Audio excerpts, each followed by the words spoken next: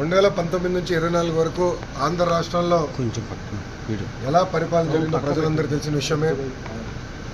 ఆనాడు ప్రతిపక్ష నేత కానివ్వండి, ప్రజాప్రతినిధులు కానివ్వండి, ఇతర పార్టీ నాయకులు మేమందరం కూడా ప్రజల తరపున ప్రజల సమస్యలపైన పోరాడాలని వెళ్ళినప్పుడు అడుగడుగునా మమ్మల్ని ఇబ్బంది పెడతాం జరిగింది. మమ్మల్ని రానిలేదు. ఏకంగా ప్రతిపక్ష నేతని ఇంటి నుంచి బయటికి రానికుండా గేటు కూడా ఆనాడు తాడి కట్టేస్తాం జరిగింది.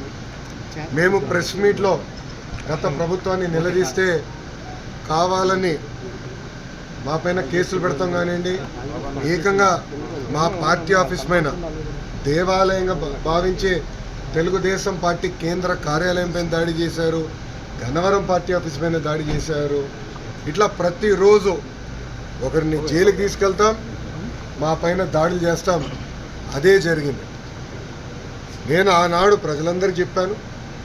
దాదాపు 90 బహిరంగ సభల్లో, యువగలం బహిరంగ సభల్లో ప్రజల ముందల ఎర్ర బుక్ చూపించి ఏ అధికారులు వైకాపా నాయకులైతే చట్టాన్ని ఉల్లంఘించి ప్రజల్ని, తెలుగుదేశం పార్టీ కార్యకర్తలు ఇబ్బంది పెట్టారో న్యాయపరంగా వాళ్ళపైన చర్యలు తీసుకుంటా వాళ్ళని వదిలిపెట్టనని ఆనాడు హామీ ఇస్తాం జరిగింది. మొన్న కావాలని ఒక దళితుడిని కిడ్నాప్ చేసి కేసు విత్డ్రా చేయించారు ఇక్కడున్న మాజీ శాసనసభ్యుడు. ఆ కిడ్నాప్ కేసే ఈరోజు, ఆ కిడ్నాప్ వల్లనే ఈరోజు ఆయన జైలుకి వెళ్ళే పరిస్థితి. అన్ని వాస్తవాలు బయటికి వస్తాయి. మాకు దాంట్లో ఎలాంటి సందేహం లేదు. న్యాయబద్ధంగా అన్ని చర్యలు మేము తీసుకుంటాం.